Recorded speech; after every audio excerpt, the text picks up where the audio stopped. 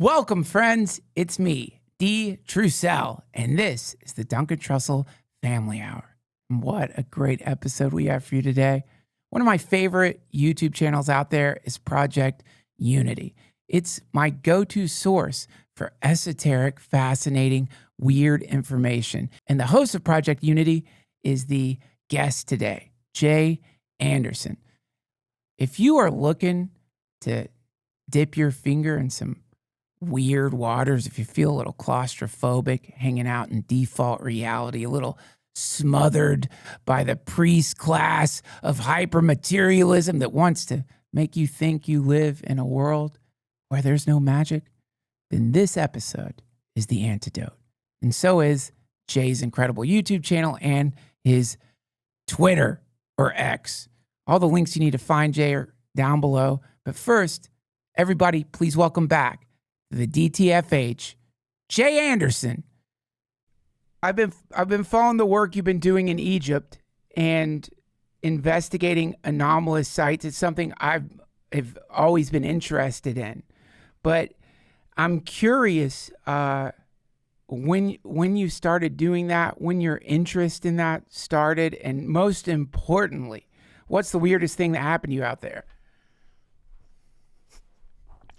I mean, I've had some pretty weird experiences in my life, bro. But being out in Egypt, I've been out there a couple of times now. The first time I went out was actually just after COVID, and I was out there with one of the Grand Masters of the Knights Templar and a bunch of other esoterically inclined researchers and experiencers of the anomalous. So I was with a very interesting group of people, and we went to some incredible places that first time. That first time going to Egypt and going through these temple sites and actually experiencing it firsthand is always mind-blowing and just awe-inspiring. But the time that I went recently, I've only just got back from Egypt. I feel like I had a new set of eyes. When I was first going, it was an incredible experience, but I hadn't really started to hone in on the research that I've been doing for the past few years, which is starting to show me that there's a global pattern in the ancient past that seems to signify that the same civilization, the same culture, the same group was actually building a lot of these places globally all across the world. And Egypt is one of these, what I would call like an apex example of this, where you've got incredible architecture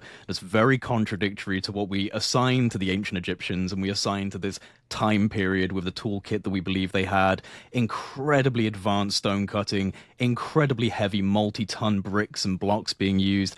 It's something to behold when you go through something like the pyramids on the Great Plateau, the Giza Plateau, like the Great Pyramid of Giza and the Khafra Pyramid and Menkaure.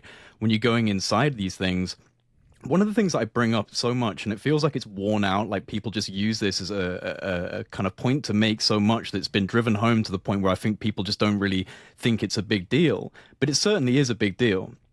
If you look at Egypt, you go to like the Valley of the Kings or the Valley of the Queens, all these different areas where the royalty were buried, and you've got these tombs. It's absolutely adorned in gold and calligraphy and hieroglyphs and motifs and symbols and veneration to the gods and to the pharaohs. And you step into the pyramids, which are supposed to be the pinnacle of this hieroglyph using, very artistically driven, very visually, symbolically using culture.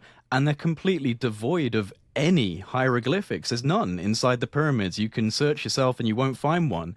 And this is like one of the things that I guess is worn out because a lot of people know this. Oh yeah, there's no hieroglyphs, but that's a serious question mark. And going out to places like the Giza Plateau with like a 4K camera and being able to go through these sites in a way that not a lot of people get to do was a real privilege, because it's a place that not everyone can get out to, and I wanted to try and bring the closest thing possible to that, which is like a really high quality, journey and expedition through the plateau, through Saqqara. We went to the Saqqara site, all, the pyramid complex out there.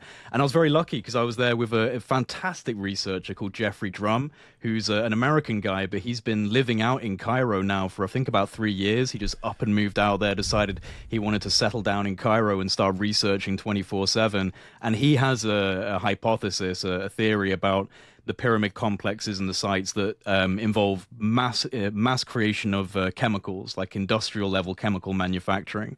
And there's a lot of interesting evidence for that.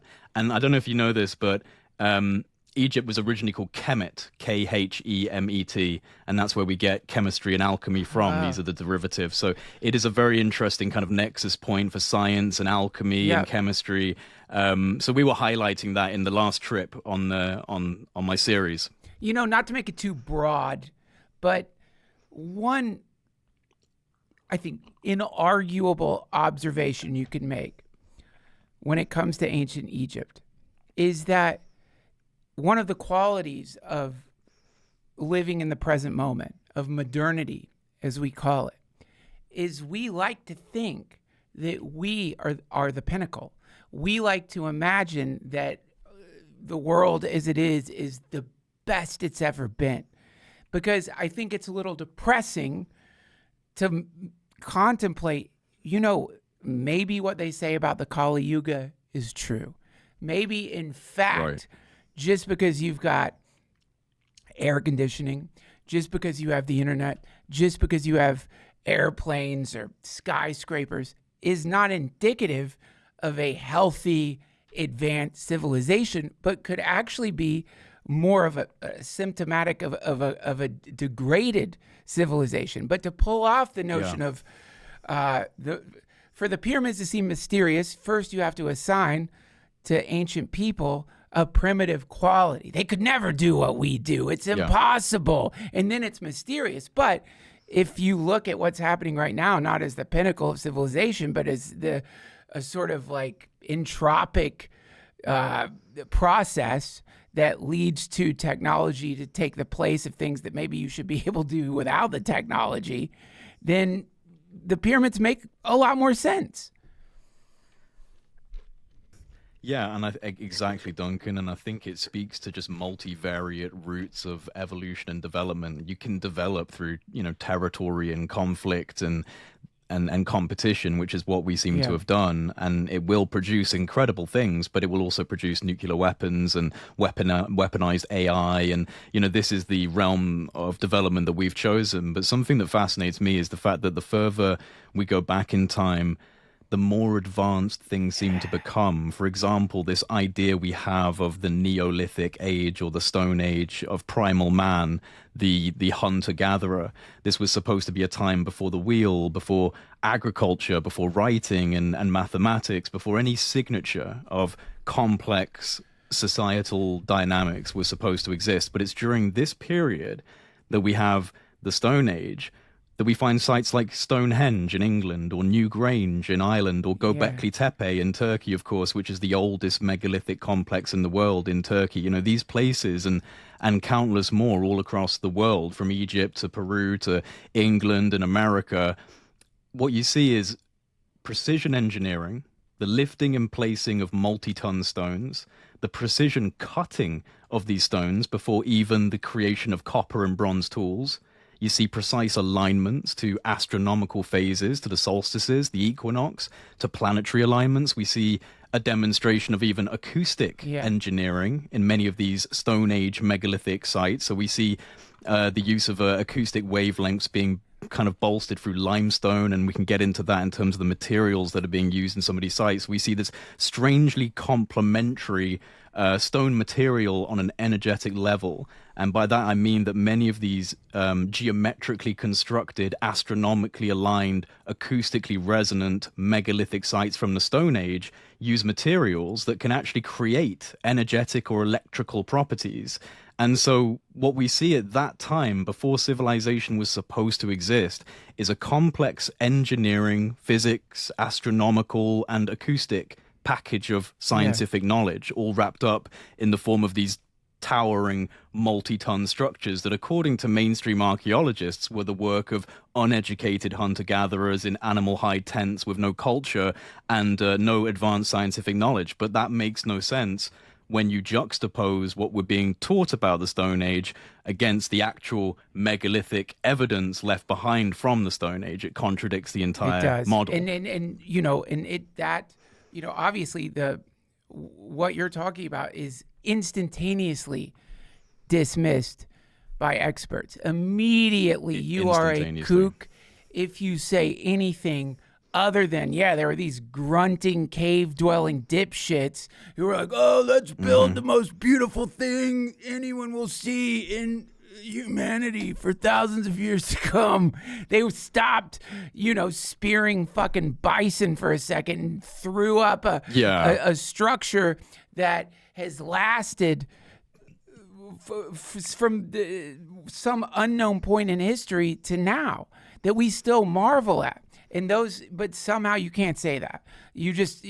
Well, you know what I think the issue is? It's hyper specialization. So archaeology, of course, is a very important field, but hyper special, and we saw this with things like COVID as well. Like anytime where an expert is so focused on their field of research, and perhaps elements within that field of research now necessitate multivariate disciplines and the introduction of other opinions from when we're talking about archaeology and architecture, the opinions of mechanics and engineers and people who work with stone and actually craft and machine. And that's why you have people like a very famous machinist and engineer called Christopher Dunn, who went out to Egypt and went to a lot of these places and looked at the granite sarcophagi and just went, well, the machine tolerances on this are on par with aerospace level capabilities today. And the drill holes, the striation marks inside these drill holes, would necessitate a feed rate of the teeth that is just impossible for ancient Egypt, and yet here it is. And the thing is, if you're an archaeologist and you've gone through that refined academic channel of status quo model and teaching and repeating the same thing that their forebearers have been speaking about for years and years, and this model is kind of concretized and solidified into an immovable object. If you try and introduce anything into that that's novel, it gets rejected outright. We see that across the scientific domain where, models have become too inherently kind of crystallized into a status quo that is no longer representative of the information we're seeing. And, case in point is Göbekli Tepe in Turkey, the ancient megalithic site. It's like just over 11,000 years old. And we were supposed to believe prior to Göbekli Tepe that nothing advanced was going on 3,500, 4,000 years ago. And then an 11,000-year-old site pops up in the middle of Turkey where they'd originally just attributed this entire region to hunter-gatherers. And then lo and behold, here this, Göbekli Tepe arises. So, it's a very frustrating thing, but I think that the alternative media, the alternative history space, people like Graham Hancock and Randall Carlson, there are catalysts now that are trying to overturn this status quo that's become too rigid. And I think that we actually have a lot more of an advantage because the popular media is rising up in comparison to the mainstream. And that's happening across the board from politics to history, Well, yes. And that's interesting to me. The across the board happening.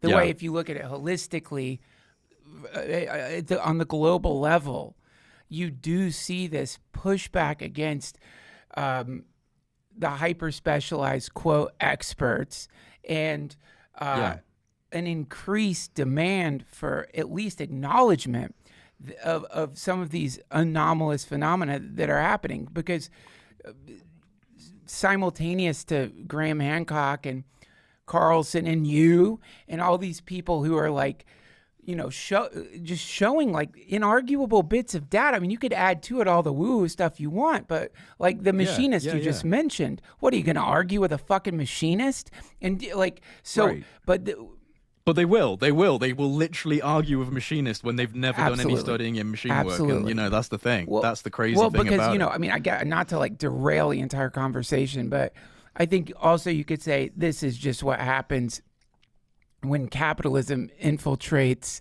the universities, because these people need funding. I get it. Funding incentives, absolutely. Nobody's going to give you whatever funding you want if you're doing... I think there's a Stargate underneath the pyramids. Fuck and you. It's like, nah, dude. Like, get the fuck out of my office. You're not getting any research money, you fucking hippie. This isn't Ancient Aliens. And so... but also, we've seen the very same thing happening in the UAP phenomena, which is although it's like different, you still have people whose lives have been destroyed, not because they were kooks, but because they had an experience and when they were honest about it, and then their careers get ruined because of that. And so why?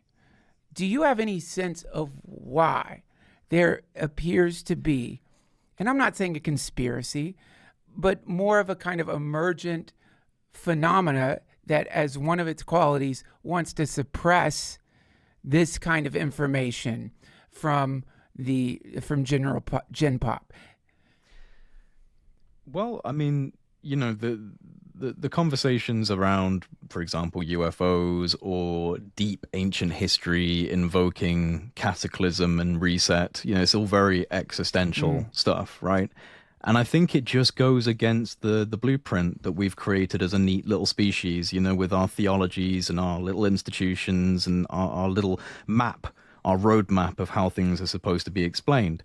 But just like any revolutionary moment in history, the disruption causes anxiety and fear and rejection and some violence and some upheaval, but it might catalyze into a positive evolution for the species in the long run. The same can be said for our personal lives, right? In terms of the things that we go through as individuals. And I think that can be extrapolated out to the collective, and we can look at the collective as one individual human being. And I think we're still quite infantile. I think we reject things that are beyond the veil of our ability to fully articulate and quantify. And, I've had experiences, my entire impetus behind creating my YouTube channel and actually being a researcher and a public voice was the fact that I had experiences with orbs, a part of the UFO category. I had experiences with orbs that were very visceral, very real. And, these are things that if I explain it to someone, if I don't do it the right way, they'll just sign me off as someone who's insane and why don't crazy. we talk about that for people who to. might have missed the previous episode we did, just to catch everybody up? Talk about that experience.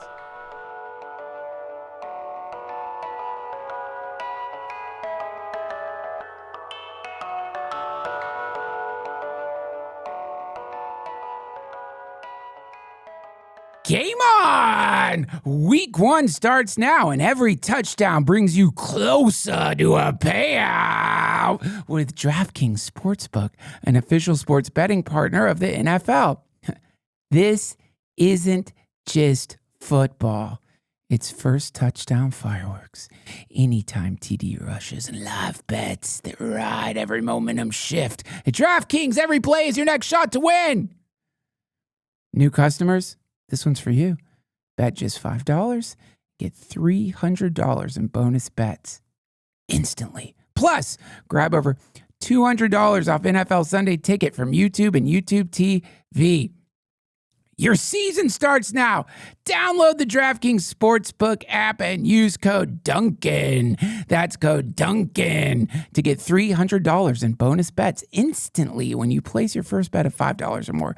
Plus, over $200 off NFL Sunday Tickets from YouTube and YouTube TV in partnership with DraftKings. The crown is yours. Gambling problem? Call 1-800-GAMBLER. In New York, call 877-8-HOPE-NY or text HOPE-NY 467-369. In Connecticut, help is available for problem gambling. Call 888-789-7777 or visit ccpg.org. Please play responsibly. On behalf of Boot Hill Casino and Resort, Kansas, fees may apply. In Illinois, 21 plus age and eligibility varies by jurisdiction. Void in Ontario.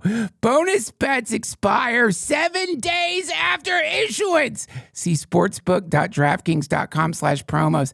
NFL Sunday Ticket offer for new subscribers only. And auto renews until canceled. Digital games and commercial use excluded. Restrictions apply. Additional NFL Sunday Ticket terms at youtube.com/go/NFL Sunday Ticket/terms. Limited time offer.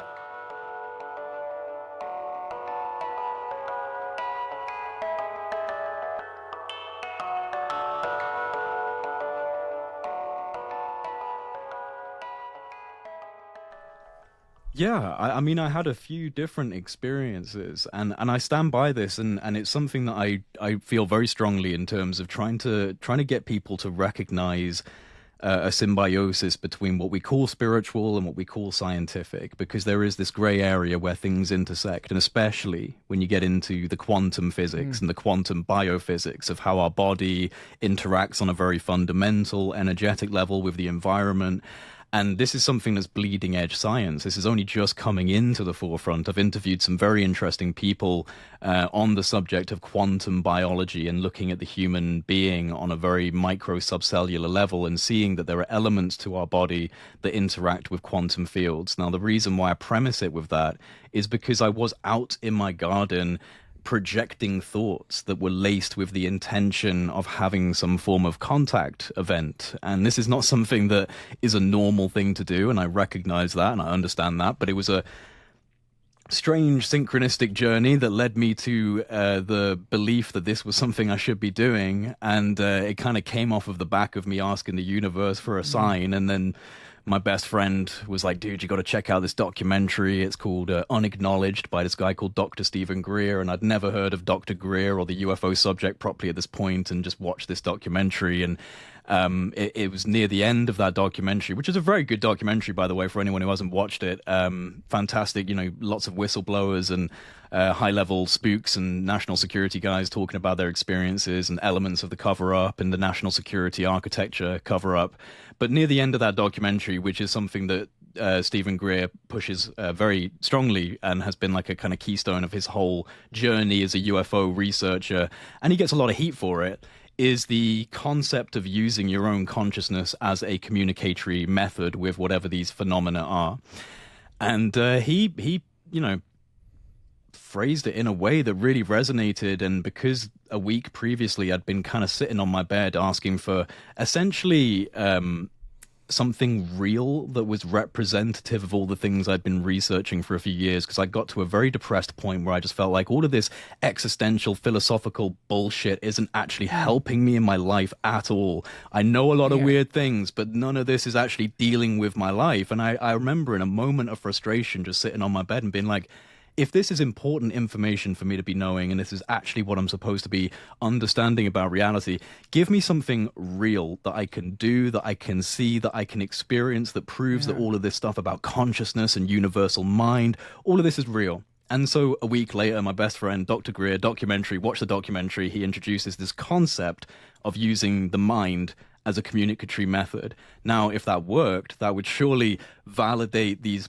beliefs I was starting to incorporate into my worldview about consciousness and how it interacts with the universe. So I went out into my back garden with that knowledge that I had been asking for something on my bed that week previously as a kind of catalyst for feeling that this was a synchronicity. I need to actually engage with this. And so I started, I'd say about 2018, I started going out into my back garden at night and just getting into I'm not a meditative practitioner, certainly not at that point either. I just understood that, you have to breathe through your nose and out through your mouth and calm your brain down and get your thoughts under control and start to just practice that silence and get into that state of silence. And so I was doing that. And then from that state of silence, I'd start to really bring my emotions up in a positive way, my energy. I would try and focus on loving thoughts and positive, grateful thoughts about life.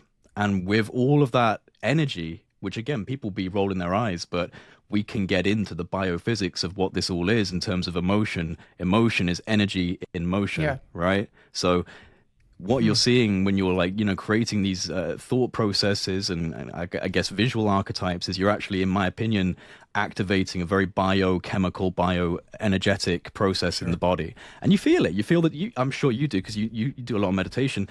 The tingling, you start to feel the sensations of a form of a come up in some sense from this experience.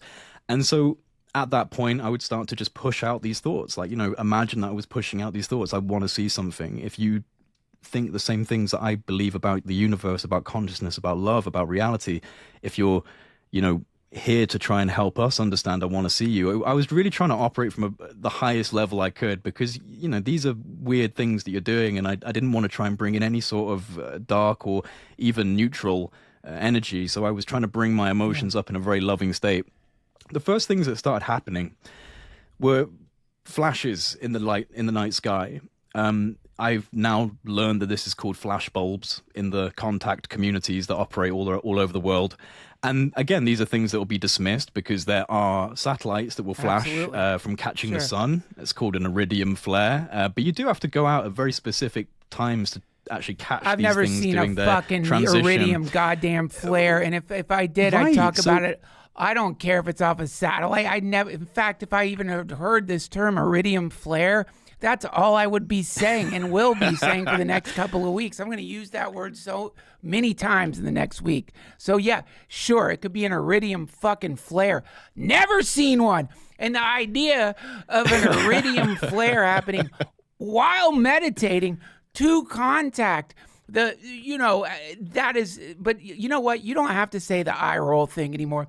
And you don't have to say, because you know what? We know for sure that there is a group of people desperately clinging to default reality, like people holding on to a wooden boat in a raging river that is just falling apart right in front of them. Let them cling, let them roll their fucking eyes, because Well said, brother. I think we're almost post that now.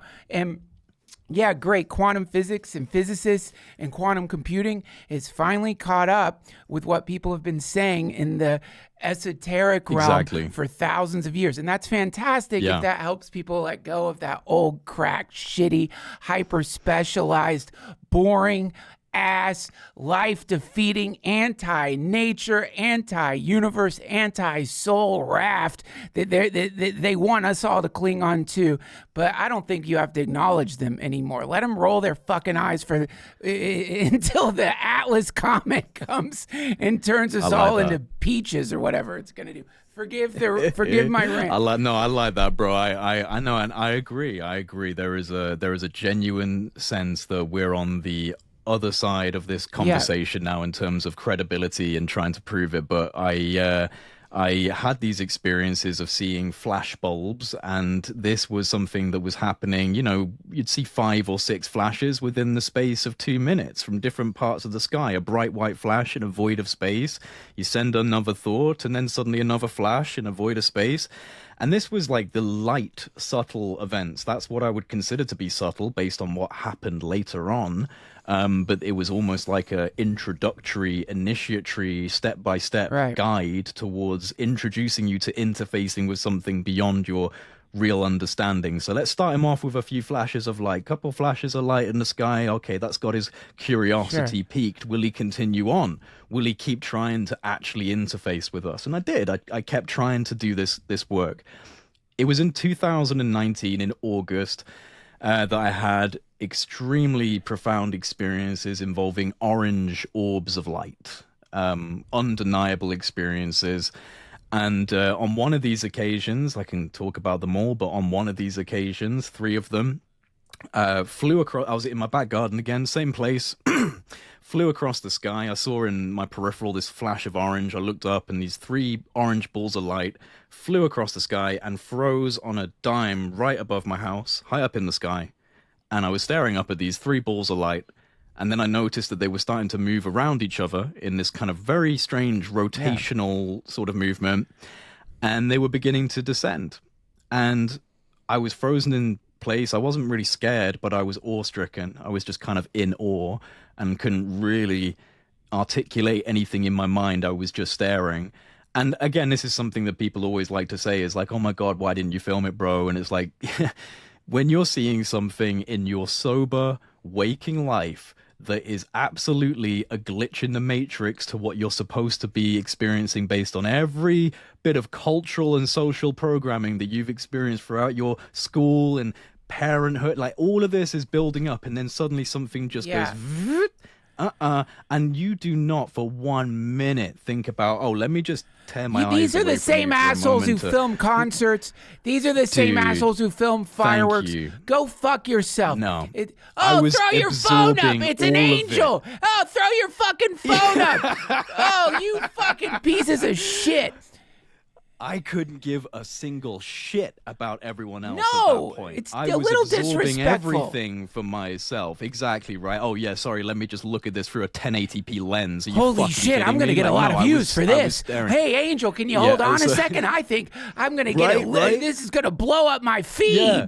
Fucking selfie. Yeah, so dumb, but like that's the thing, right? People will say that shit. But yeah, I was stuck in place, frozen in place, looking at these three orbs. They came down, like rotating around each other in this weird kind of smooth pattern, and then they got, I would say, about 5 feet, 5 feet above the roof of my house, and they just froze.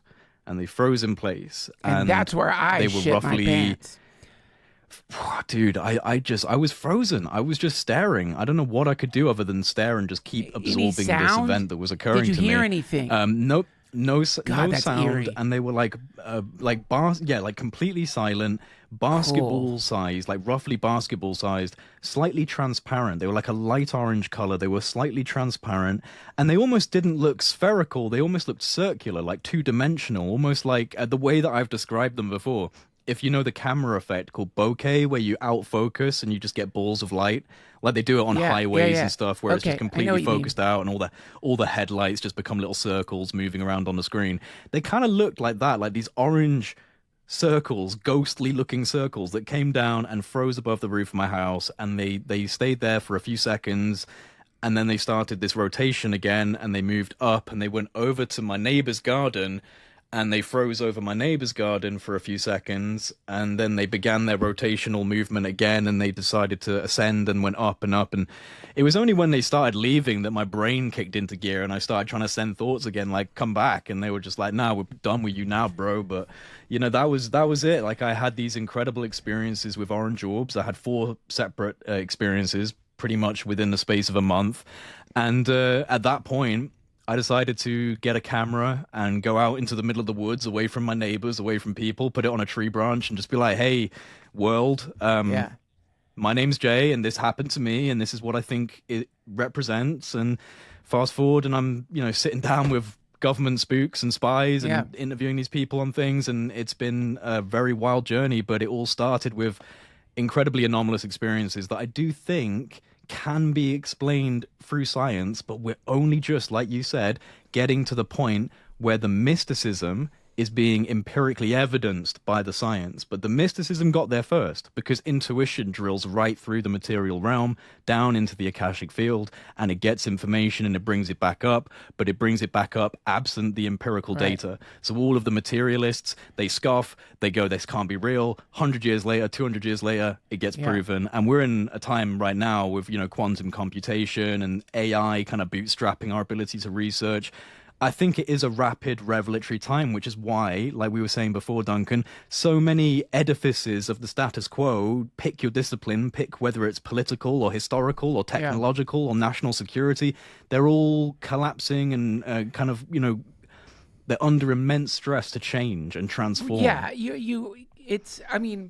when you're about to wake up, you're in some kind of dream. It seemed very real. And then as you're coming out of the dream, you might begin to realize, like, this isn't quite as real as I thought. And then you just wake up. You never think about it again. That could be happening on a global scale. And the quality of that would be that all of these pillars of the status quo are just collapsing right in front of us. Whether it's, the idea of political decorum, like you've got you've got world leaders who are like, if any of the things that they are saying publicly now, 20 years ago, if you said that, you were gone with the wind, man. You had to have this sort of very serious way of being. Now there's fist fights in Parliament. Everything. Did you ever see the original Dawn of the Dead? No, I didn't actually. I'm an old man. It's my favorite zombie movie, and I like it because of the beginning. And the beginning is some people holed up during the first moments of a zombie apocalypse watching the news. And the reporter is desperately trying to keep things normal, even though zombies are eating people all over the world.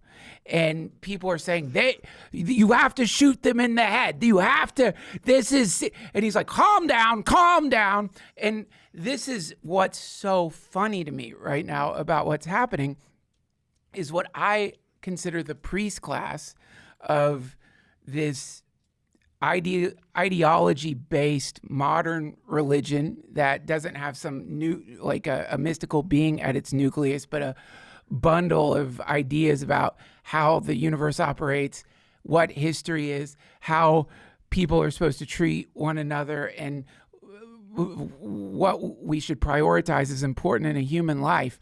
This priest class doesn't pass a bowl around to get money. The priest class is funded by big pharma, political systems, and the priest class is like experiencing the same sort of moment that I imagine priest class experienced when Nietzsche started saying, God is dead.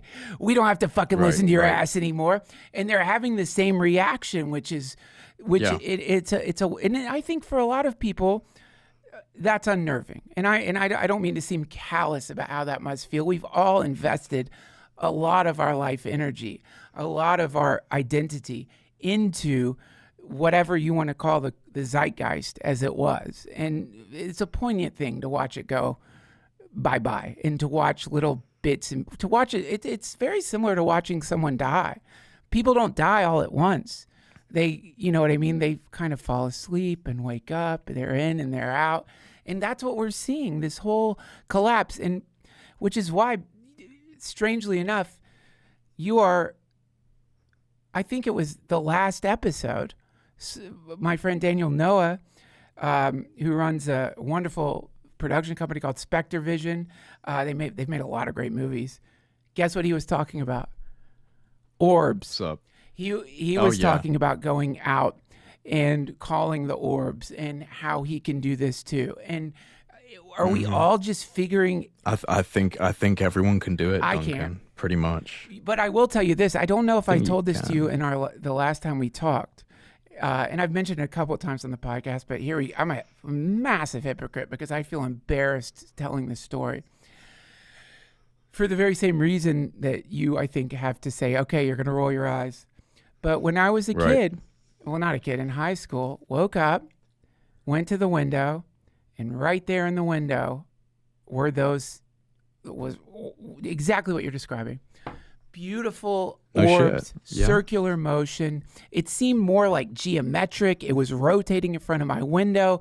It was beautiful, frozen. I didn't know how to react to it. And then I just woke up in the morning, and I wrote that off as a dream. I don't think that was a dream. I think for whatever reason, because I was fucking around with the Robert Monroe stuff, they just were like, who's this asshole? Let's look in his window. And I don't know what they are.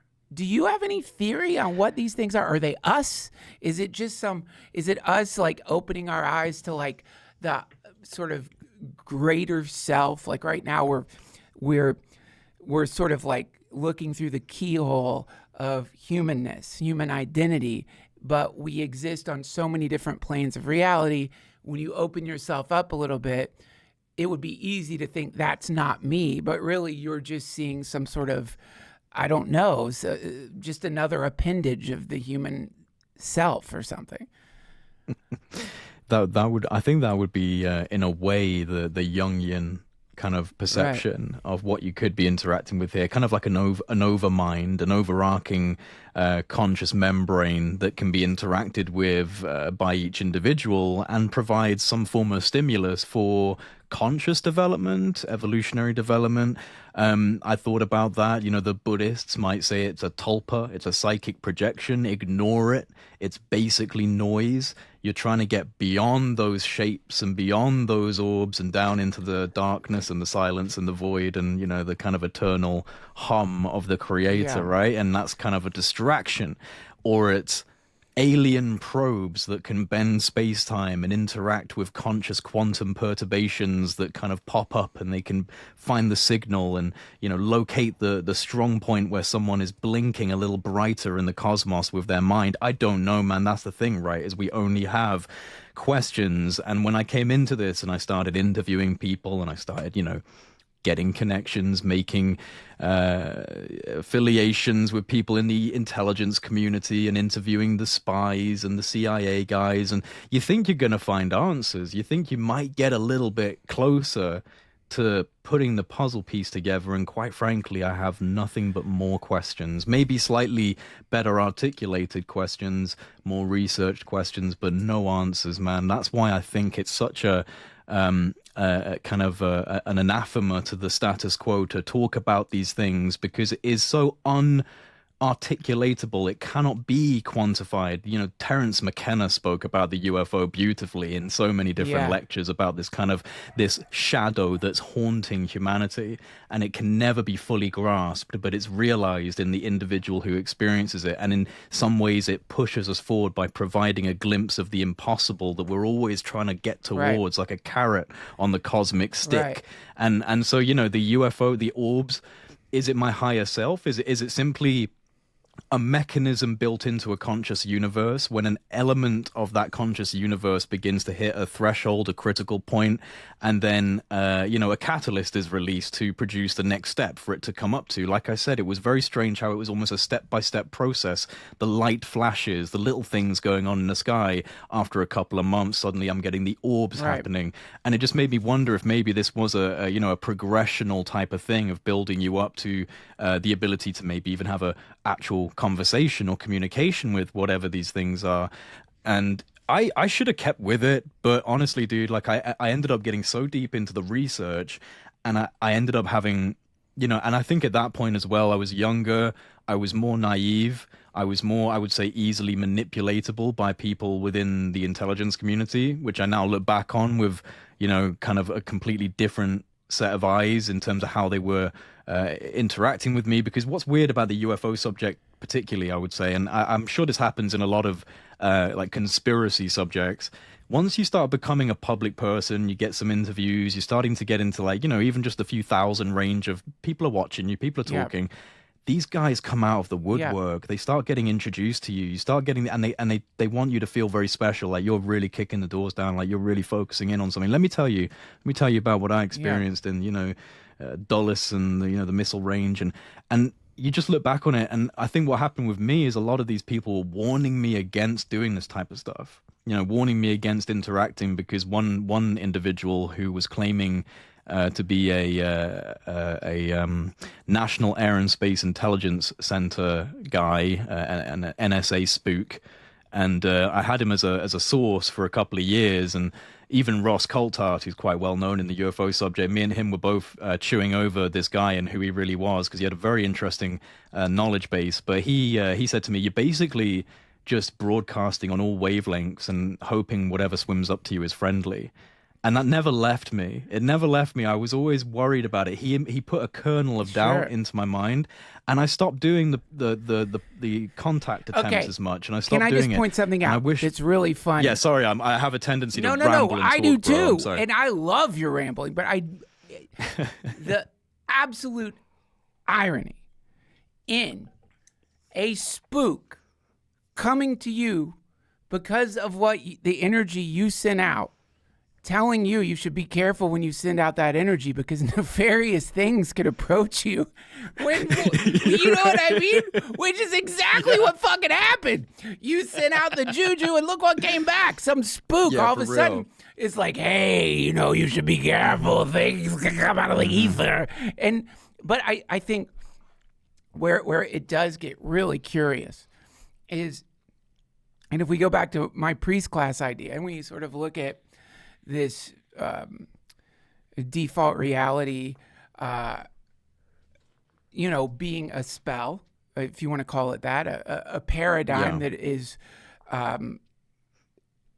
takes a lot of energy to keep it going, a lot of energy to keep this thing up, the bubble or whatever you want to call it. There's a lot of energy to keep that bubble from popping, because huge parts of that bubble are ridiculous, and so the moment something from outside the bubble, which I would say these things are, they're outside the bubble. You know, somebody was telling me this story of their, oh God, forgive me. Everyone, please don't immediately stop listening when I say this.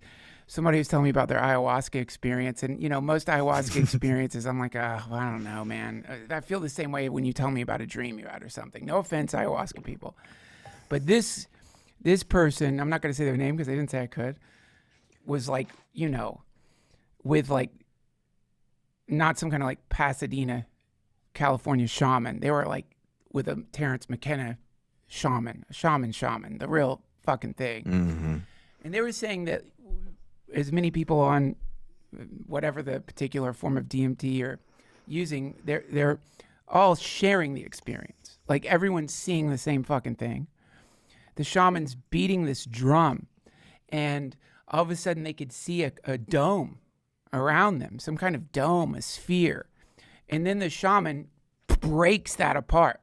And so that sphere, whatever that may be, that for us is upheld by every fucking commercial you watch, every car commercial that you see, every news broadcast you see making you afraid of some group of people or this group of people or that group of people or the government or the.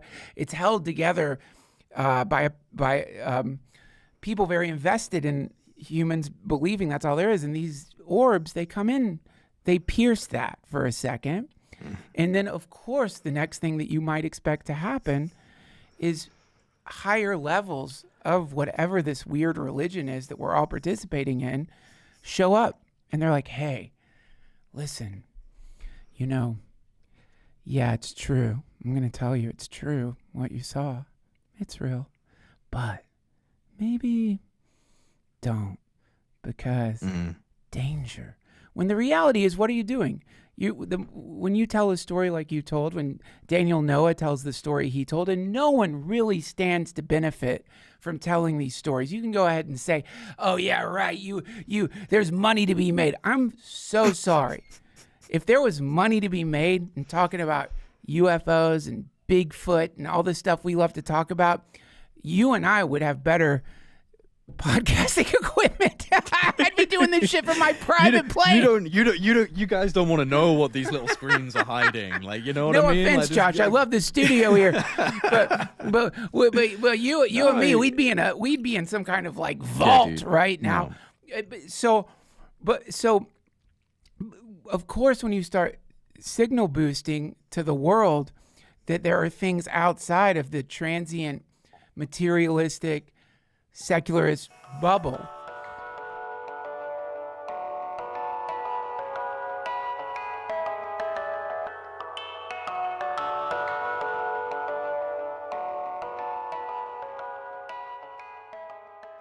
Hello, Cosmic Voyagers. It's Duncan Trussell beaming in from the fractal edges of the multiverse. Today, I bring tidings from the kingdom of mushrooms because it is officially Amanita season. The legendary Amanita muscaria. Yes, the iconic red and white mushroom you've seen in folklore and Mario cannot be farmed or industrially grown. Every single one must be hand harvested in the wild by people who know what they're doing. That's why my friends at Minnesota Nice Ethnobotanicals partner with 40 plus families around the globe who ethically forage these mushrooms deep in the wilderness, far from pesticides and pollution. And right now they're doing something wild.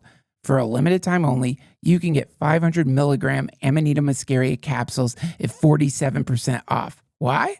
Because it's peak harvest season and they're offloading the current batch before the next one comes in. That means you get a chance to try Amanita safely, affordably, and powerfully. I love Amanita myself.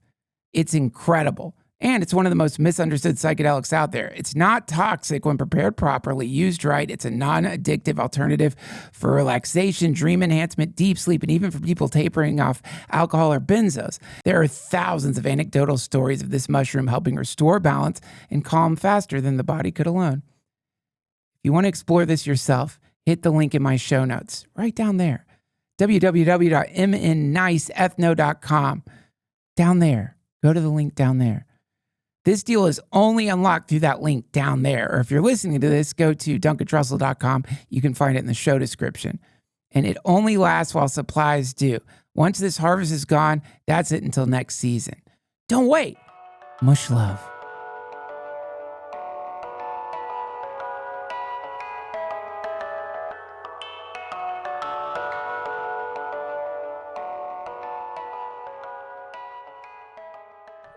real, there are a kind of immune response happens, I guess you could say. Yeah. And in that immune Yes. response, people will come and tell you, no, you're going down the wrong path. And that to me is the sign you're going down the right path. That's a good sign. These are the bridge trolls, I guess, if you're looking at the archetype. It's the bridge troll. I mean, I everything that followed on from those experiences in terms of where it took me in my life has been a positive thing. Yeah. Connecting with all these incredible people, being able to travel to amazing places, have these experiences, grow as a man. Like, this is all things that are positive to me. And I haven't found, like, there's a lot of people in the UFO community. There's a lot of spiritual and very theologically driven elements of the UFO community, a lot of Christianity being represented in there. And there's a lot of, inference of this being demonic. This is all demonic. You're interfacing with demons. You're messing with demons. You're being manipulated by evil forces. And I just, if that's the case, then they've manipulated me into a positive mindset and, interacting with people in a way that I find is beneficial. And I don't really see any evil coming from me. And nobody's told me that I'm evil.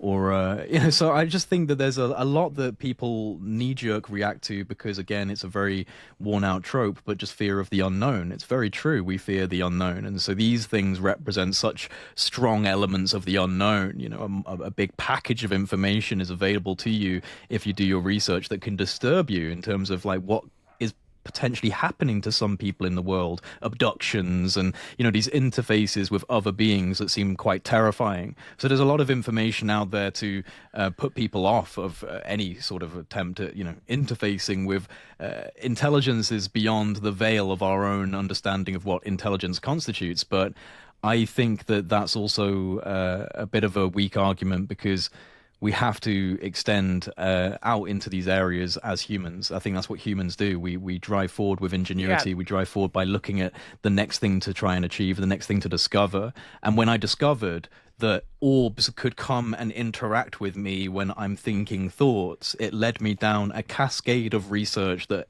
ended in biophysics and quantum non-locality and consciousness, and the things that we're just on the edge of actually scientifically, empirically evidencing. And to invoke Terence McKenna again, this is the archaic revival. It's the revival of this ancient mystery knowledge through the lens of Western science. Yeah. Well, I think, like, if you start from, like, the base level to try to unravel some of this stuff, one thing for sure, one problem humanity shares, it's not just war, famine, old age, disease, and death. One problem we all share is we are stuck in a fucking gravity well, my friends. Like, we are shipwrecked beyond shipwrecked. Every single one of us, our asses are being stuck to our seats right now because we're on a massive planet that's pushing into time space, producing gravity. What that means, there's nowhere else you can go. You're not getting out of here, man. Not yet. And so if you look at that, so there's a sort of stuck situation happening here. Like, from the moment you're born, you're stuck on one planet. You look up, infinity. You're not going there. You're stuck on this fucking planet.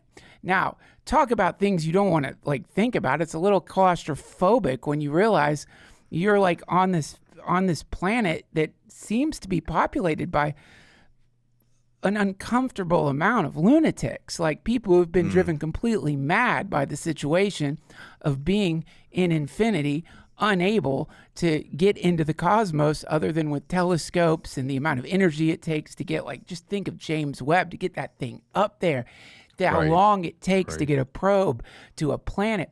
This is a really annoying situation. It's a little bit probably like being a baby bird in a nest, right? You have some sense that there's something outside of this fucking nest. Like, I might be able to fly or something. I don't know. My mom can. I've heard it's possible. I see it out there. But the difference is none of us have done it yet. And I remember the first time, I couldn't believe it when someone said this to me because I was so excited hearing about how Elon Musk wanted to get up to Mars. And I'm like, man, that is cool. That is cool. Are we going to have finally, like some of us living on another planet and what that means for humanity. They're like, really? So that's what you're going to do? Just leave the planet, fuck it up, and then go to some other planet? Why don't we fix this one first? And to me, though that person's intentions were good, it represents someone following whatever this weird religion is. Because it's like, are you serious? Like, because the planet is having ecological problems, we should just table the possibility that there might be a way to spread out into the stars? Like, seriously? And these things that you're talking about, they tell us, come, this could be, you can do this. We did it. We're out there. We're outside of the bubble, outside of the gravity well, outside of this this little tiny planet with a swarm of space junk around it, fixated on itself, mostly looking down to track, monitor, tag, to send fear signals via the internet back down on itself to reflect and magnify the horrors of our world, and not looking out with this beautiful, beautiful universe. And so to me, that's part of this, the pickle that we're in. And anytime I've gotten the contact from these things, it always is reassuring, I guess you could say. It's always saying, don't worry. Don't worry. This is just part of the process. This is part of growing up. This is part of getting out of the nest. This is what always happens. And I think if you are one of those people that is able to have an experience like that, with something that pierces that veil in that way, it's as tantalizing as it is frustrating, because that frustration of, I can't be there with you doing that thing you're doing. I'm seeing you escape all, like you said, restrictions and boundaries and chains of any planetary gravitational hold that we are subjected to. And we have to just watch and witness and kind of stare in wonderment and wonder what this could possibly mean when you see something fly across the sky at such incredible speeds and do right angle turns and vanish in the blip of an eye. But I also would say that there is a significant amount of the UFO subject that is a purposeful psychological operation to skew the perceptions of human technology. I think that we've developed incredibly advanced energy and propulsion systems in highly funded classified projects, kind of breaking out from the government to kind of like a quasi-government private aerospace world of, you know, dare I say breakaway civilization, but more like a rogue group of assets that have previous ties to government and have a lot of funding and have access to technology that we would believe to be alien if we saw it operating in the sky. And I think it's a very convenient smokescreen, because what you've seen over the years, like especially if you go back to like the 1950s when UFO conferences were first starting because of Roswell and things like this, it started, the cultural appetite for UFOs in the 1950s was very high, and this is when the conference circuit really began, and it's propagated on from there.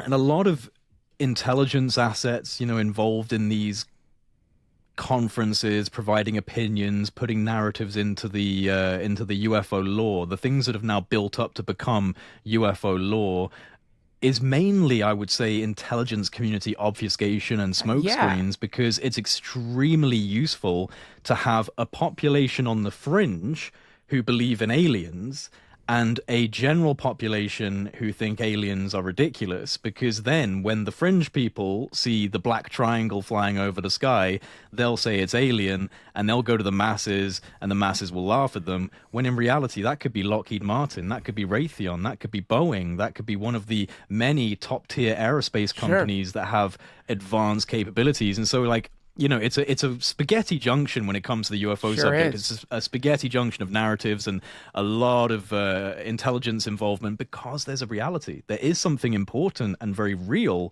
but it's very difficult to pinpoint that down to a real thread of truth. Well, let me put a bow around it, because again, you can sort of, what are the characteristics? What are the qualities of I guess you could say, the power class and its messaging on the UAP phenomena. And I think one through line is it seems to need people to believe it's in control. So that's one through line. Now, the way you execute that through line is by saying, number one, well, we have all this data that we know. Do we have the data, or is there data?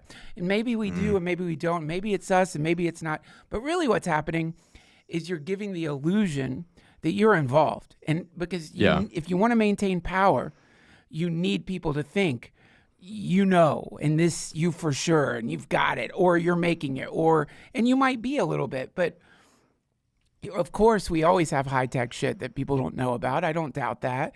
And, if you look at the papers that were coming out when it came to room temperature superconduction and all this stuff that would be precursors to some kind of anti-grav propulsion mechanism, clearly it seemed like we were right on the precipice of figuring something out. I don't know the name of that scientist who sort of disappeared, but the point is, God, who's that philosopher? He's a famous philosopher. Oh my God, it's so great. Filthy man. He was this filthy, ate out of a dog bowl. Oh shit. God, what was his name? He was like apparently just really a really disgusting, filthy super genius. And some great emperor came to see him because it was so impressed with this person that he said to him, he went to the river. I guess he hung out by a river. I mean, he's a real mess, like any philosopher, like wearing rags. I don't know. I'm fucking up the story. I always forget his name. I forget everything's name. I did too many drugs. But the emperor says to him, I will give you anything you want. Just ask. And the philosopher, recognizing, oh boy, great. So this fucking emperor's trying to make me his bitch or whatever. Like, he goes, could you stand a few feet to the right? You're blocking my sun. I've heard that one. Yeah, I've heard that one, but it's brilliant. These motherfuckers, this is what they want to do. They want to involve themselves because they need to be the pinnacle of power. And our conditioning is such that when we are looking for answers, we don't go to the scriptures. We don't go to the esoteric writings. We don't go into our gardens and meditate like you did. What do? We turn to the federal government. We turn to the spooks. We turn to the UFO cover-up. And all that's doing is surrendering the power to the governments of the world. And they truly might not have any power at all when it comes to this stuff, but if you offer these beings that so desperately want to be in control more control by letting them be in charge of the great disclosure, oh, they're going to take it, man. They're going to take it. And what a sand trap that is. And boy, they sure don't. They just don't. The slow drip of information is exactly what you would do to keep people running on an idiot fucking treadmill when maybe all you need to do is go in your garden and meditate. These things will come say hi. Terrence McKenna used to say how absolutely hilarious it was. You have these, and I think it was, I don't remember, Colombia, these massive, the Arecibo, the massive, not satellites, oh God, what are they called? SETI uses them. The big radars. The radars, the huge, the massive radars to looking for fast radio bursts. And he's like, mushrooms are growing right underneath him. You can eat. That speak to you. That can. And how funny that was. Thank you. It's Diogenes. Thank you, Josh. Diogenes. I've made that point before as well in terms of, looking for a non-human intelligence to interface with. Well, the mycelium network, and, this is something that, again, Terrence McKenna and Paul Stamets and many other people who are focused on that have spoken about, is that you've got this incredibly objectively intelligent, what seems to mirror a neural network within the planet. And nodes appear on this neural network that when you take a node, it somehow allows you to interface with your own mind and and maybe even another mind at the same time. It's very interesting that we disregard that as a form of unique, novel, non-human intelligence. And Yeah. I think that it's interesting because with kind of staying on the mycelium network, I said this before actually when I was on a podcast talking about the alien greys. Right, the alien greys are really interesting because, of course, you've got this Hollywood archetype, but there's a lot of tribal cultures around the world that invoke the same sort of imagery and the same type of description of the greys.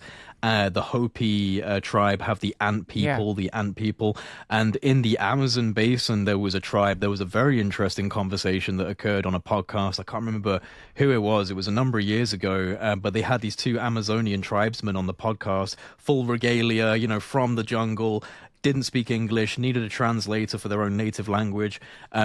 And they were talking about different things. And they got onto the topic of aliens, and they were trying to get these tribesmen to describe what they thought about aliens. And, do you think that these things could be real? And they didn't understand the question. They didn't really have a concept of what they meant by alien.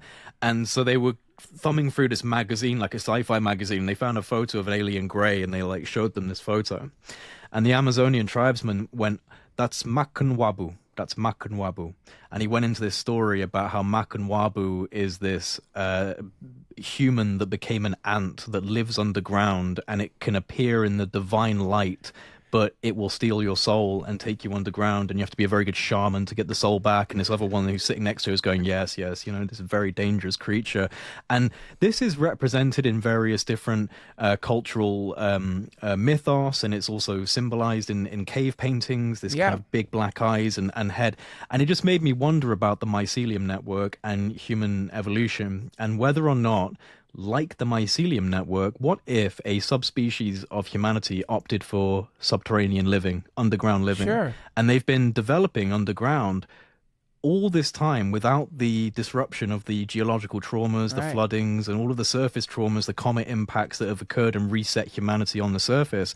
What if there is a subcategory that has done the underground and acted like the mycelium network? And well, what would happen? You'd lose your skin would become translucent. Your eyes would probably become larger, like Gollum, right? These greys look kind of Gollum-y, right?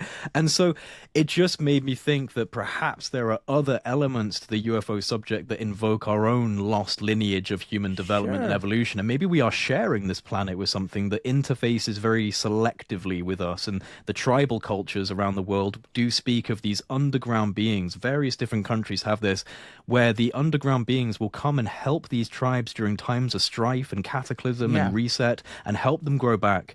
So it's a curious thing. They're like those dumb pieces of shit.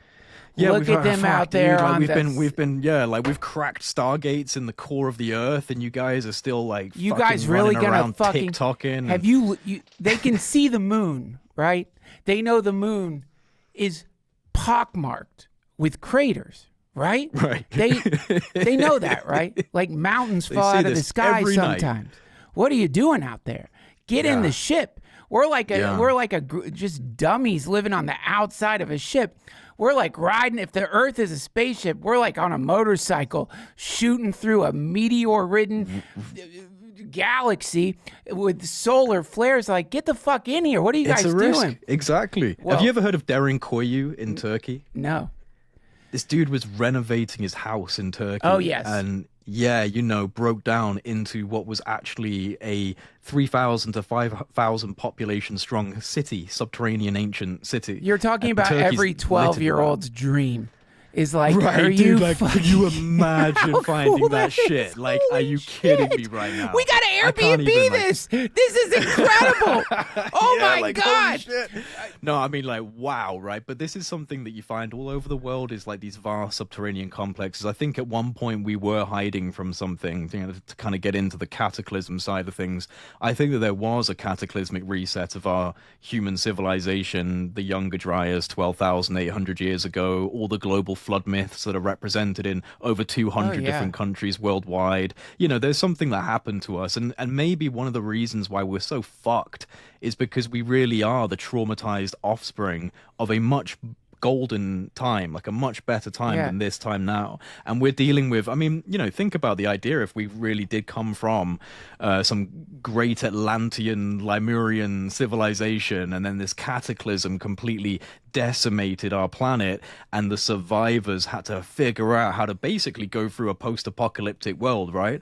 So of course the strong men inherit the earth, the alphas take over, it's survival of the fittest, and ever since that point we've been in this conflict and territory and competition mentality that's built the world we live in today. And look at it, it truly is defined by competition and territory and conflict. And so, you know, a lot of people would say that's the patriarchy, and I look at it in a sense like, yeah, it's divine masculine, divine feminine energies are very much out of balance. The injection of woke politics was like some pseudo attempt at the divine feminine that was just disgustingly sickening. But either way, this is something that is truly lacking in our world. And even if you want to call me woke for saying that we have a problem with the masculine energy being overrepresented in our global blueprint of development, I think it's objectively clear that there is this misrepresentation of these two energies, of the feminine and the masculine. Let me tell you, man, you got any kids yet? No, Let me tell you, I got 2 boys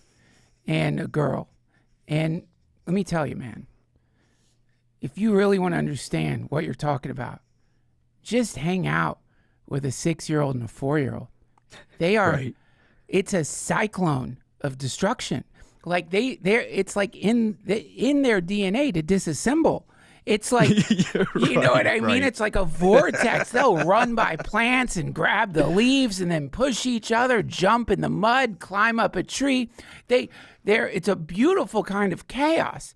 And you see, the masculine energy in this wild, beautiful, curious, exploratory, truly benevolent. They're in the destruction. It's not like they're like, I wanted to knock full of hate and rage, and it's not that. It's just it's not part that of it's like watching that video of the honey badger running through just eating honey and like swiping at birds and biting snakes. And so absolutely that energy, when that you don't want that to get imbalanced. That's why, you know what? This is a perfect time to announce it. We have another baby on the way.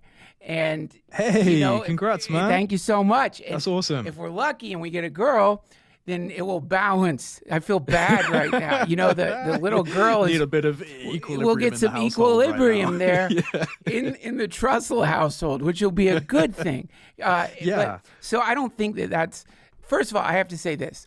The reason these people that you're talking about, who I think, to use another woke term, co-opted some of the greatest humanist values in the world, inclusivity, diversity, inclusion, and then poisoned it with their own like hormonal fear aggression, and then injected aggression into something that generally people have to come to on their own in a kind of like realization of what's important. They ruined the term woke. It used waking up. That's what Ram Dass used to talk about all the time, you know? Man. And so no, I don't think that's woke at all. And I do think the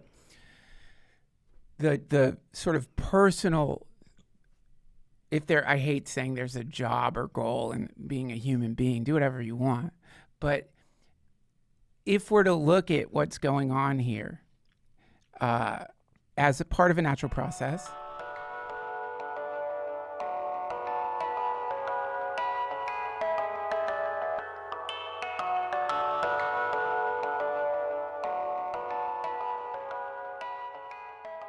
this podcast is brought to you in part by Stash. What if you could start investing without ever picking a single stock? With Stash, the experts handle the hard part for you. Stash isn't just another investing app. It's a registered investment advisor that combines automated investing with expert guidance, so you don't have to worry about figuring it out on your own. You can choose from personalized investments or let Stash's award-winning Smart Portfolio do the work for you. With Stash, investing doesn't feel like gambling. It's simple, smart, and stress-free, so your money can finally start working as hard as you do. Get access to world-class financial advice with personalized guidance for just $3 monthly subscription. Stash has already helped millions of Americans reach their financial goals. Don't let your money sit around. Put it to work with Stash. Go to get.stash.com/Duncan to see how you can receive $25 towards your first stock purchase and to view important disclosures. That's get.stash.com/Duncan. Paid non-client endorsement, not representative of all clients, and not a guarantee. Investment advisory services offered by Stash Investments, LLC, an SEC registered investment advisor. Investing involves risk. Offer is subject to T&Cs.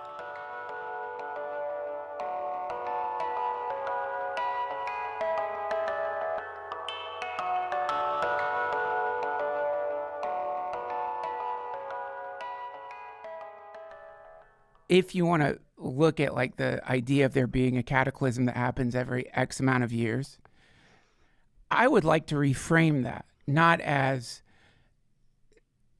a bad thing, but it could be that we are being grown, that we are in a garden and we are part of the crop. And once the crop flowers and produces something, and I don't know what that thing may be, then a reset happens. The reset doesn't stop the crop from advancing. The reset happens by the gardeners who are like, okay, let's do another crop. We have harvested a singularity. It's time to replant the seeds again and harvest another one.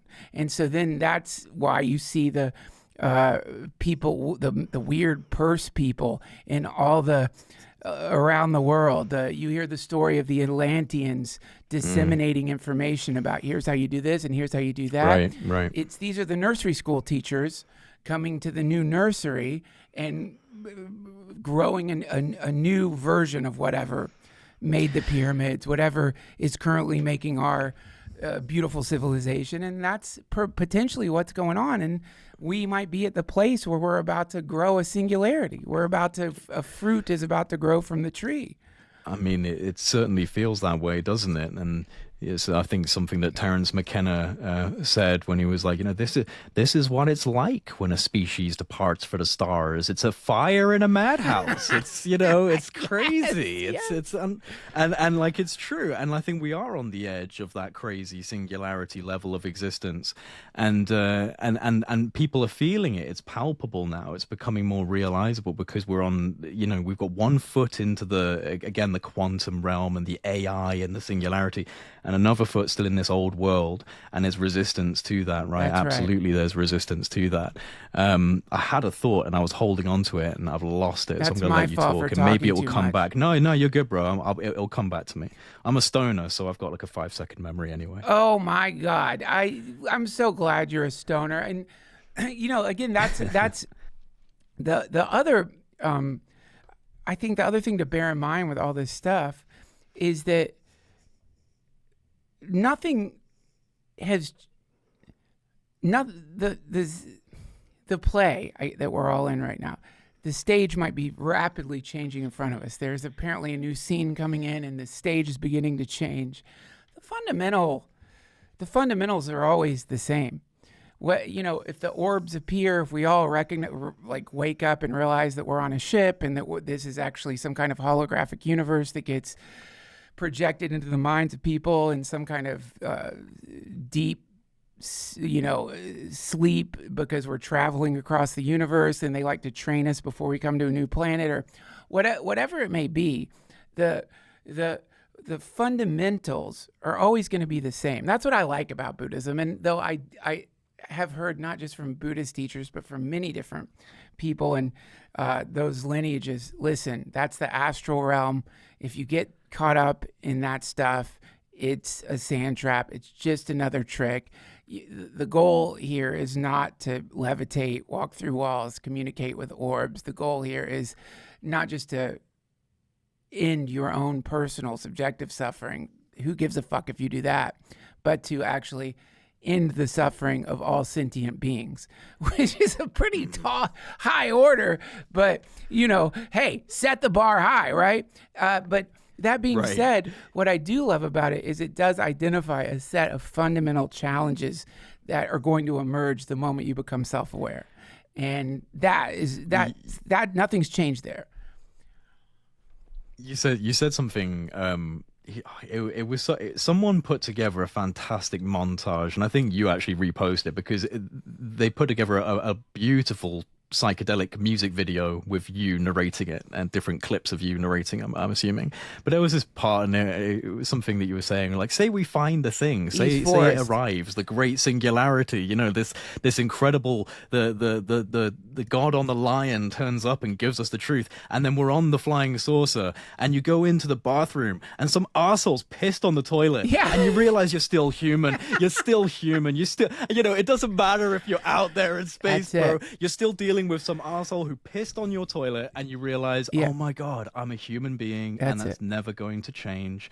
And I love that. I thought it was a beautiful thing that you put together there. That's, man, and to me, that's a very grounding place for me, and I need things like that, because otherwise I will get lost in space. And the grounding, and really the deeper issue is one of, like, identity. And if you spend any amount of time looking inward and trying to find some solidity there, some true sense of self, some permanent anything, you're going to run into the exact same thing quantum physicists have been running into, that like upsets the whole system, which is like, wait, what the fuck? It's just space in there, man. It's just space. And there doesn't seem to be a solid anything anywhere. And so subjectively, you'll encounter that on a nice head of acid, a good meditation retreat. And so this issue, this is the I don't care what shows up. I don't care whether it's a god on a lion. I don't care whether it's the Greys. I don't care what it is. As long as you have a body that you identify as you are going to suffer. Because if you're attached to that thing, I don't care what you are. If you're attached to that thing as an unchanging whatever, you're fucked. And so the Greys and the orbs and anything, this is why in Buddhism, what I love about Buddhism, this is like, if you read the, I think it's the Lotus Sutra. I think Buddha is on Vulture Peak and extends his tongue, and all these devotees are around him. Opens his mouth, extends his tongue, and suddenly everyone sitting around him doesn't just see the Buddha, but sees the Buddha in all of these various forms across the multiverse, realizing that this Buddha is just one of an infinite number of Buddhas, that there is an infinite array of sentient beings throughout the realms, and that all of these beings are suffering. All of these beings are contending with the same issue, which is related to what happens when the universe itself gets hyper-compressed into any kind of form, crystallized. It's like the ocean, you take it and freeze it, turn it into a fucking ice cube. It's the ocean, and that's what we all are. And that's a rather uncomfortable. Those are some tight fucking pants. You know what I mean? You're trying to fit the whole universe into a 165-pound balding fucking stoner dude with asymmetrical love handles. I mean, that's not going to feel great.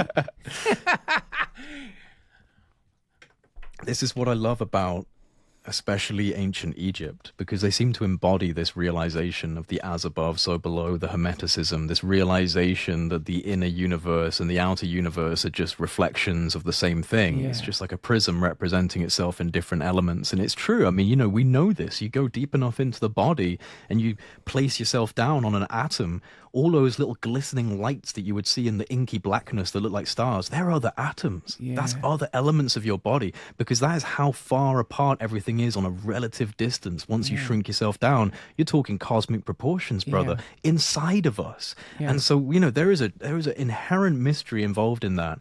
And I think that if we look at, taking away any sort of non-human intervention and Anunnaki and engineering us from the beginning of time, if we are just an expression of this planet's nature, then perhaps we're the best shot at doing exactly what we were talking about, the escape velocity out of the gravitational curve. Like maybe we are, through all of our strange neuroses and our obsessions and our technological frenzy and our contradictions and all the things that seem to be against nature, are actually just examples of our extremely unique journey through nature, as nature, an element of nature, propagating and using the materials of its own planet like a placenta.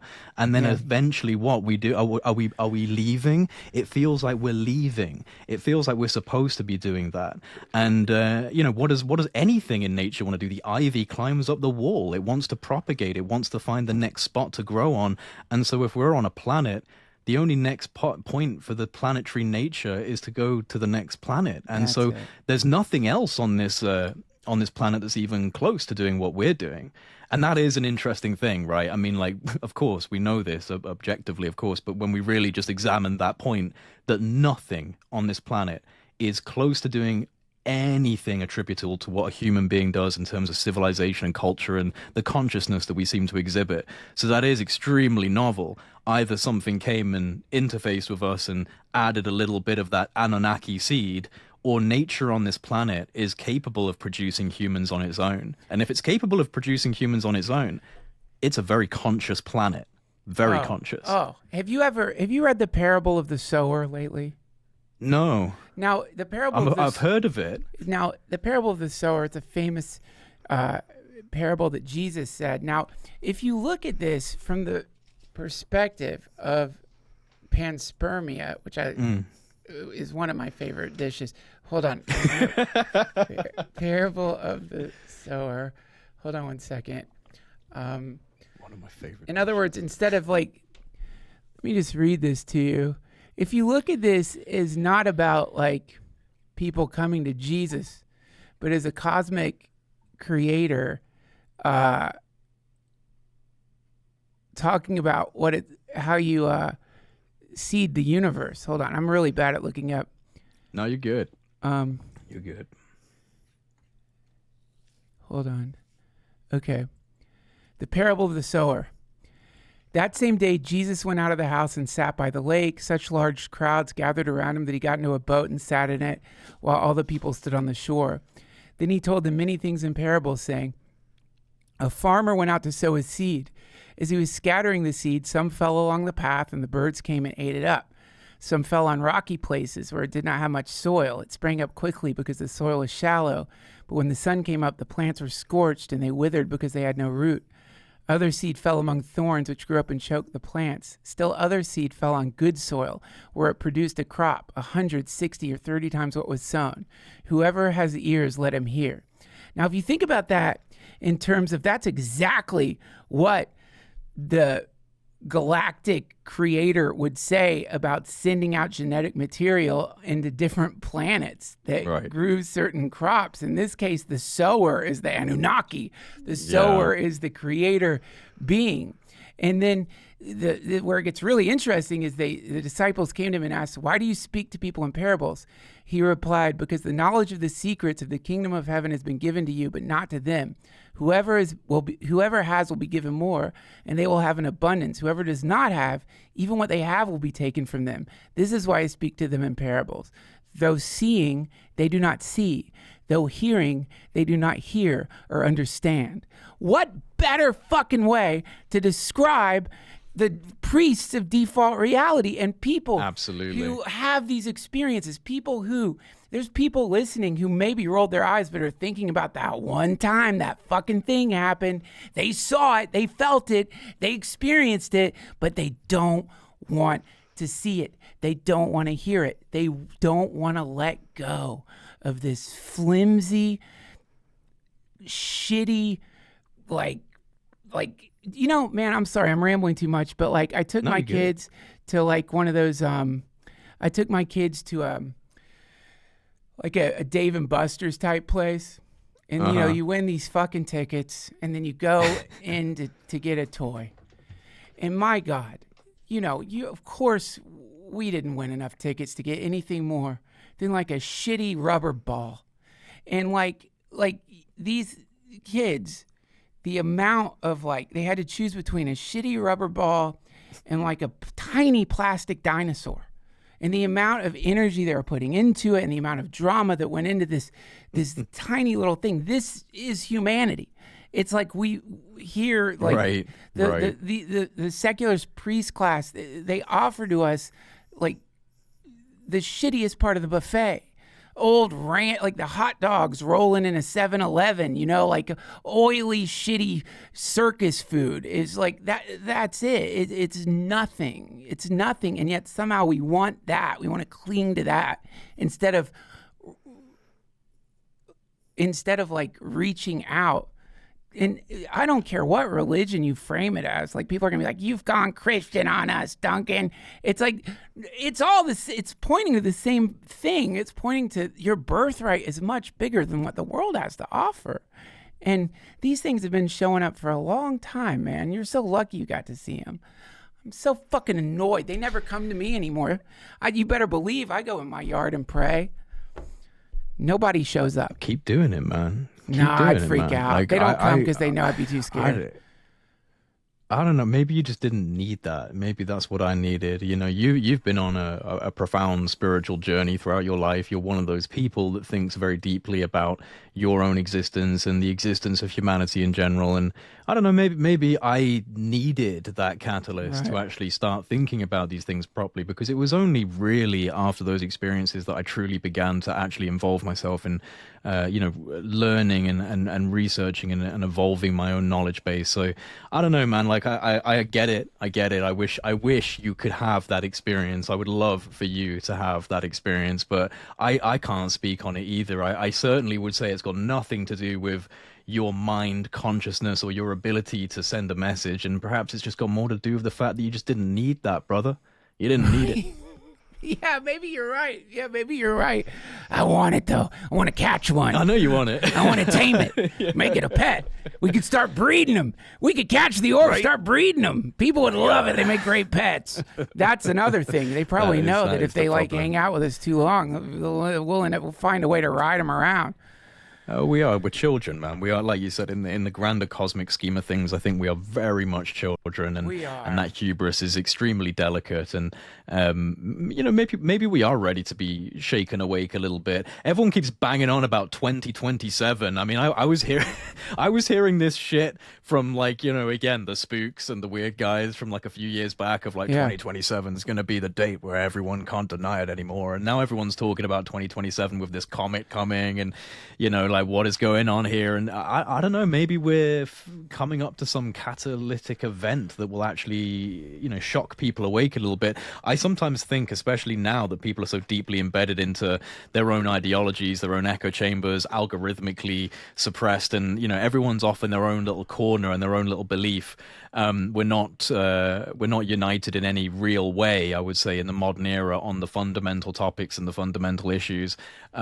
Maybe something is actually required, a big catalyst of some form, just like, again, in your personal life. Every time I've hit a plateau, it's something shitty that kicks you back into gear. You know what I mean? It always is. Like, it's like every single time it is something shitty. Oh my God, I didn't get, whatever it might be, whether it's professional or personal. And that is almost always the driving force and the impetus to a growth and a change and a development in 100%. Yourself. And again, I think that this is absolutely represented on the collective scale, and, shit's hitting the fan across all the corners. So I have to think that maybe we're coming towards a time of at least some level of gradual inclination towards something a little bit more expansive, a little bit more mature as a species. But we're very infantile, man. That's right. Well, we're in the nursery. We're in nursery school right now. We are, yeah.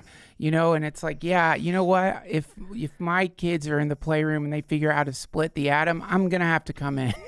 You know what I mean? If my kids are in the playroom and are like, hey, Dad, we just created a super powerful machine intelligence that potentially could self-propagate across the cosmos, and we don't know what it's going to do. No.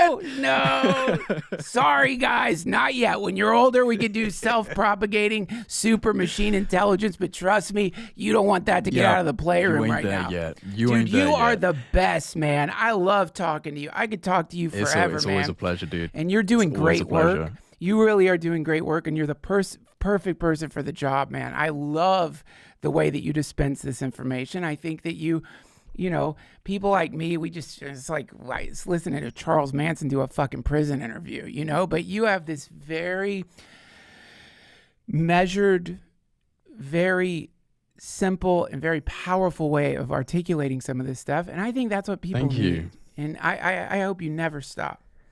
Thank you. Well, one thing I will say, and it's one thing that I do think is true, is that a lot of the things that I talk about are things that people laugh at. You know, they are the subjects that invoke a level of fringe belief, and like, you know, people reject that.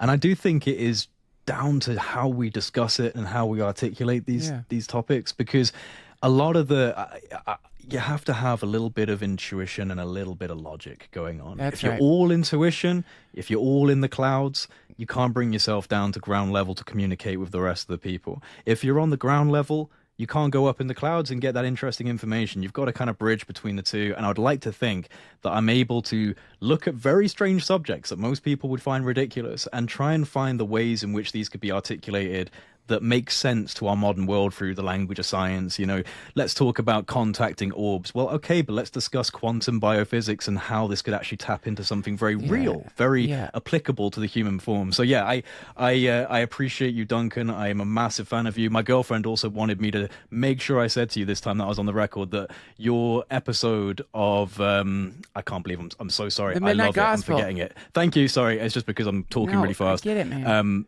Your episode of the Midnight Gospel with your mother was so powerful for her. She watches it all the time, and she just wanted me to tell you that she appreciates it so much, and she loves the way that your mind works. Tell her thank you so much. And I will. Yeah. Well, hopefully y'all will come out to Austin again. Hell yeah, man. Let me know next time, and maybe we can do this in person. Thank you so much. Oh, and tell people how to connect with you, even though that's going to be down below. All the links you need to so find very easy, because I've got no fucking business sense whatsoever. So I'm just on X and YouTube. X is the Project Unity. YouTube is Project Unity. Check me out, subscribe. Really appreciate it. Hare Krishna, my friend. Keep looking out. All right, man. It's been good. Okay, Take care. I'll see you later. That was Jay Anderson, aka Project Unity. Subscribe to his YouTube channel, follow him on X, and reach out to the stars. I'm going to try to call some orbs tonight. I hope you do too. Thank you so much for watching. We'll be back next week. Oh my God, I have a new pyramid tape to play for you. It's going to freak you out. I'll see you next week. Until then, Hare Krishna.